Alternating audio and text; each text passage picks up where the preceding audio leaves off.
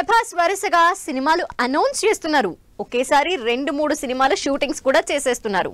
మొన్నటి వరకు ఒక్కో సినిమాకి కనీసం 2-3 ఏళ్లు టైం తీసుకున్న ప్రభాస్ ఇక నుంచి సంవత్సరానికి మినిమం 2 సినిమాలు రిలీజ్ చేసేలా ప్లాన్ చేస్తున్నారు.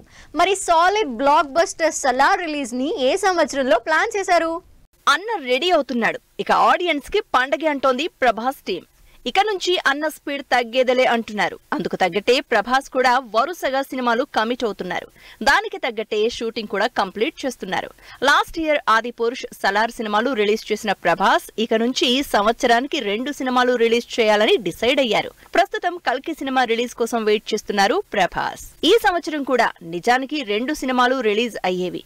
కల్కితో పాటు రాజాసాబ్ కూడా ఈ సంవత్సరం రిలీజ్ లిస్ట్ లోనే ఉంది. కానీ సలార్ పోస్ట్ పోన్ తో కల్కి పోస్ట్ పోన్ తో రాజాసాబ్ కూడా డిలే అయి నెక్స్ట్ ఇయర్ రిలీజ్ లిస్ట్ లో జాయిన్ అయింది. 2025 లో ప్రభాస్ కి 2 సినిమాలు రిలీజ్ అవబోతున్నాయి. నెక్స్ట్ ఇయర్ సంక్రాంతికి రాజాసాబ్ లిస్ట్ లో ఉంటే 2025 సమ్మర్ కి సలార్ 2 థియేటర్లలోకి రాబోతోంది. ఈ మేలోనే షూటింగ్ మొదలు పెట్టబోతున్న సలార్ 2 నెక్స్ట్ వేసవిలోనే రిలీజ్ కి ప్లాన్ చేస్తోంది. ఇప్పటికే సెకండ్ పార్ట్ షూటింగ్ కొంత భాగం కంప్లీట్ చేసిన ప్రశాంత్ నీల్ ప్రభాస్ మిగిలిన సినిమాని ఈ 1 ఇయర్ లో కంప్లీట్ చేసేలా షెడ్యూల్ చేసుకుంటోంది. సో ఒక సినిమా సంక్రాంతికి, మరో సినిమా సమ్మర్ కి థియేటర్లలోకి రాబోతున్నాయి. నిజానికి యాజ్ పర్ ప్లాన్ అయితే సందీప్ రెడ్డి ప్రభాస్ కాంబినేషన్ లో తెరకెక్కుతున్న spirit cinema next year release అనే చెప్పారు సందీప్.